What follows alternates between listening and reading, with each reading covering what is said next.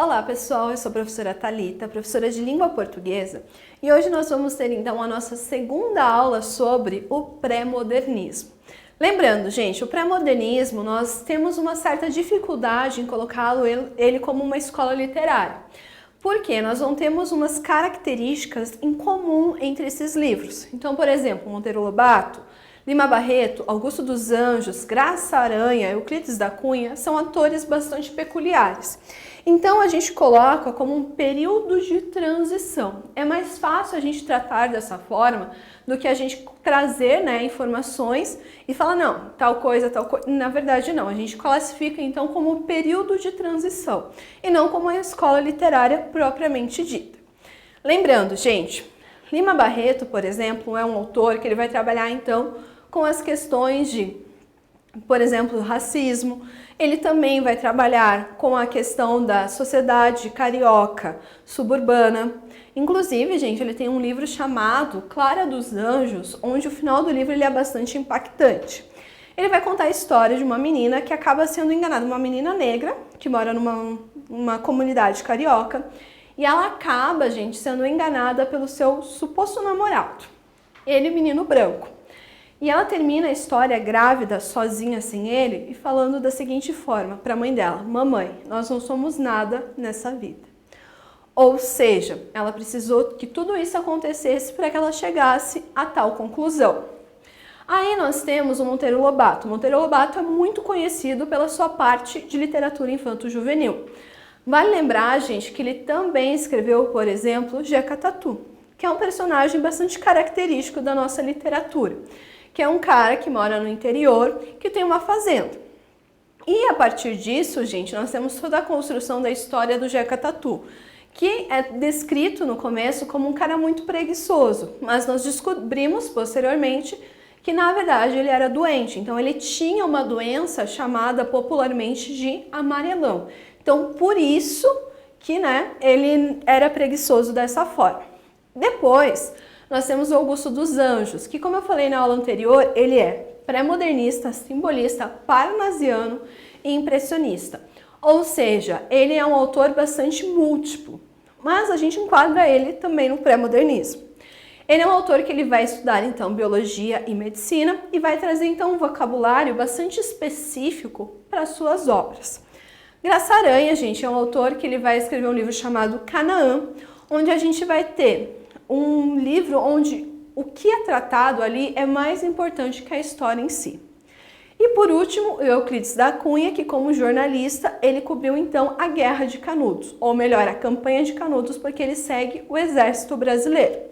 Ele inicialmente apoiava o governo, não, tem que destruir mesmo isso tudo. E depois ele acaba então vendo que na verdade era muito injusto o que o governo brasileiro estava fazendo com a galera que morava em Canudos. Ou seja, eu fiz uma síntese então de tudo o que nós vimos anteriormente. Agora, gente, então nós vamos resolver alguns exercícios relacionados ao pré-modernismo.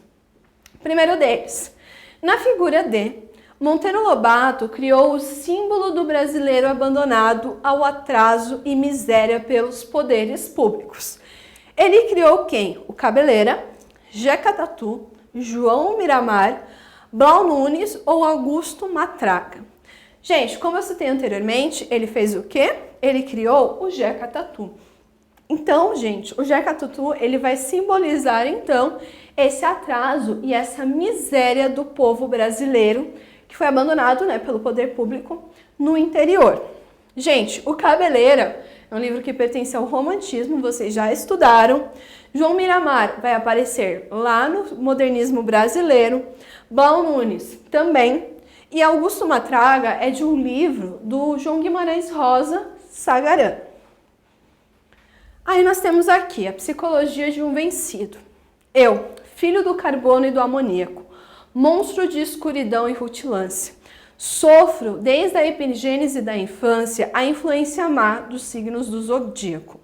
Profundissimamente hipocondríaco, este ambiente me causa repugnância. Sobe-me à boca uma ânsia análoga à ânsia, que se escapa da boca de um cardíaco. Já o verme, este operário das ruínas, que o sangue podre das carnificinas come e a vida em geral declara guerra. Anda, a espreita meus olhos para roê-los, e há de deixar-me apenas os cabelos, na frialdade inorgânica da terra. Nós temos ali. A poesia do Augusto dos Anjos revela aspectos de uma literatura de transição, designada como pré-modernista. Com relação à poética e à abordagem temática presentes no soneto, identificam-se marcas dessa literatura de transição como: letra A forma do soneto, os versos metrificados, a presença de rima e o vocabulário requintado, além do ceticismo, que antecipam, então, conceitos estéticos vigentes no modernismo. Letra B. O empenho do eu lírico pelo resgate da poesia simbolista. Manifesta em metáforas como monstro de escuridão e relutância, e influência má dos signos do zodíaco. Ou C. A seleção lexical emprestada ao cientificismo, como se lê em carbono e amoníaco, epigênese da infância e frialdade inorgânica, que restitui a visão naturalista do homem. D. A manutenção de elementos formais vinculados à estética do parnasianismo e do simbolismo, dimensionada pela inovação da expressividade poética e o desconcerto existencial. Ou a E. A ênfase no processo de construção de uma poesia descritiva e ao mesmo tempo filosófica, que incorpora valores morais e científicos mais tarde renovados pelos modernistas. Ou seja, gente, a correta nesse caso é a letra D. Por que a letra D? Ele está falando da manutenção de elementos formais vinculados ao parnasianismo e o simbolismo. Isso, gente, não tem novidade, mas o que tem de novidade? O desconcerto existencial. Anteriormente nós não tínhamos isso, então ele traz isso e inova então a literatura.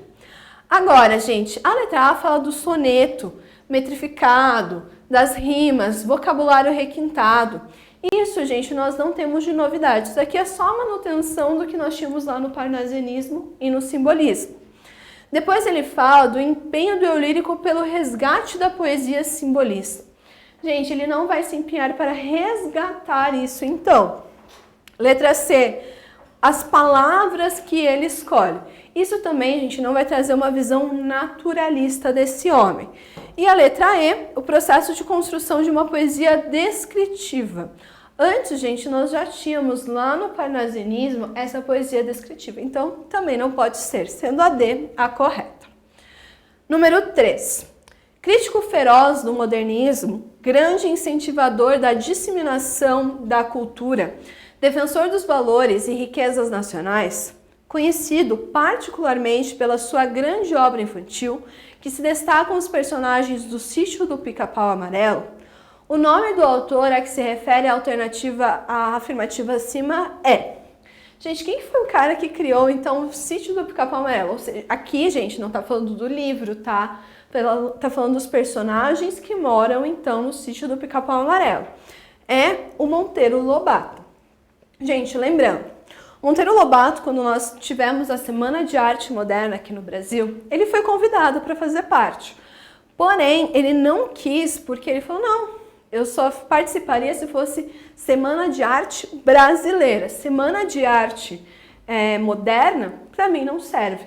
Tanto que, posteriormente, ele vai escrever, né, um artigo analisando as obras da Anita Malfatti, que foi uma das poucas mulheres que nós tivemos na Semana de Arte Moderna.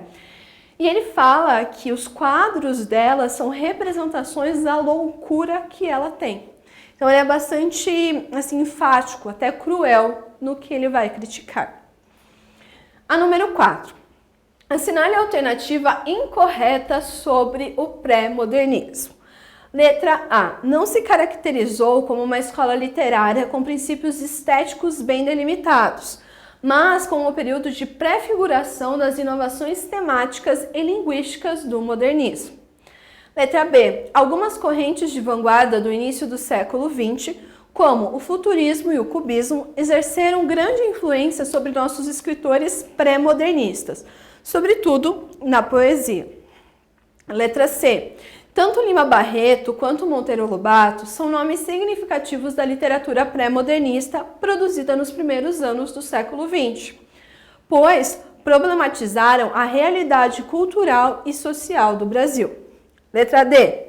Euclides da Cunha, com a obra Os Sertões, ultrapassa o relato meramente documental da Batalha de Canudos para fixar-se em problemas humanos e revelar a face trágica da nação brasileira. Letra E. Nos romances de Lima Barreto, observa-se, além da crítica social, a crítica ao academicismo e a linguagem embolada e vazia dos parnasianos, traço que revela a postura moderna do escritor. Ou seja, gente, a que está incorreta é a letra B, por quê? O futurismo e o cubismo, gente, eles são vanguardas europeias, ou seja, eles vão aparecer após, então, o pré-modernismo. Então, eles não vão influenciar. O nosso modernismo é influenciado pelas vanguardas. Aqui, gente, nós ainda não temos essa influência. Aí nós temos Lima Barreto, é um autor que se caracteriza por criar tipos. Letra A, rústicos ligados ao campo. B, aristocratas ligados ao campo. Aristocratas ligados à cidade. Burgueses ligados à cidade. Ou E, populares ligados ao subúrbio. Gente, lembrando, como eu citei anteriormente, ele vai falar sobre o subúrbio, a galera que é esquecida. Por isso, a letra E. Número 6.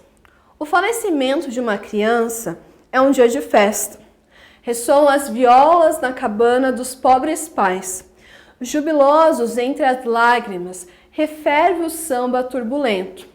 Vibram nos ares fortes, a coplas dos desafios.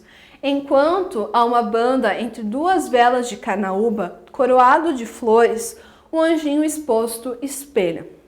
No último sorriso paralisado, a felicidade suprema dá volta para os céus, para a felicidade eterna, que é a preocupação dominadora daquelas almas ingênuas e primitivas. Aqui, gente, nós temos então um trecho do livro Os Sertões, do Euclides da Cunha.